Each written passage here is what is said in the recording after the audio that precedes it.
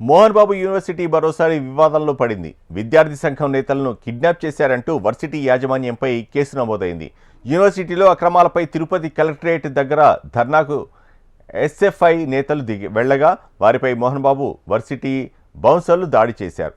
ఈ తర్వాత విద్యార్థి సంఘం నేతలు కనిపించడం లేదని, వారిని కిడ్నాప్ చేసి మోహన్ బాబు గెస్ట్ హౌస్లో దాచారని సిపిఎం నేత మురళి ఫిర్యాదు చేశారు.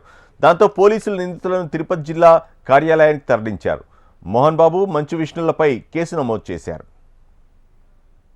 మోహన్ బాబు యూనివర్సిటీలో అక్రమాలను అరికట్టాలనేసి ఈ రోజు కలెక్టర్ ఆఫీస్ కి కలెక్టర్ గారికి వినతి పత్రం ఇవ్వాలనేసి వెళ్తున్నటువంటి ఏఎస్ఎఫ్ నాయకుల్ని, ఎస్ఎఫ్ఐ నాయకుల్ని మోహన్ బాబు అనుచరులు, మోహన్ బాబు బౌన్సర్స్ కిడ్నాప్ చేయడం జరిగింది.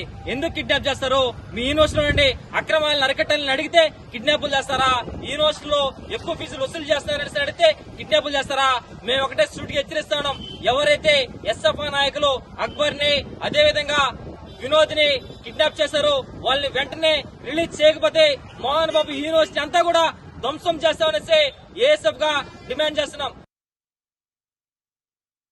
జిల్లా కలెక్టర్ కార్యాలయం దగ్గర ఎస్ఎఫ్ఐ ఆధ్వర్యంలో ధర్నా కార్యక్రమాన్ని నిర్వహించాలని చెప్పి విద్యార్థి నాయకులుగా ఉన్న అక్బరు, వినోద్, అనేక మంది విద్యార్థులు ధర్నాకి వెళుతున్న సమయంలో మోహన్ బాబు చేత ప్రేరేపించబడినటువంటి కొందరు గూండాలు, వారి అనుచరులు దాదాపు 4-5 వెహికల్స్ లో 25 నుంచి 30 మంది మూకుమ్మడిగా వచ్చి ఈ విద్యార్థుల మీద పడి అక్బర్ని, వినోద్ను అత్యంత దారుణంగా, అమానుషంగా కొట్టారు. విద్యార్థులందరూ చూస్తూ ఉండగానే వారి సమక్షంలో వీళ్ళని వాహనాల్లోకి, వీరు వెంట వచ్చినటువంటి వాహనాల్లోకి ఎక్కించుకొని తీసుకెళ్లిపోయారు. ఇప్పటి వరకు వారి ఆచూకీ తెలియదు. దారుణంగా కొట్టారు. ఈ విషయాలన్నింటినీ, దౌర్జన్యం చేసిన విషయాన్ని, కిడ్నాప్ చేసిన విషయాలన్నింటినీ కూడా ఎస్పీ సుబ్బరాయుడు గారి దృష్టికి తీసుకెళ్లాము. ఏఎస్పీ రవి మనోహర్ గారి దృష్టికి తీసుకెళ్లడం జరిగింది. ఎస్పీ గారు వెంటనే స్పందించారు.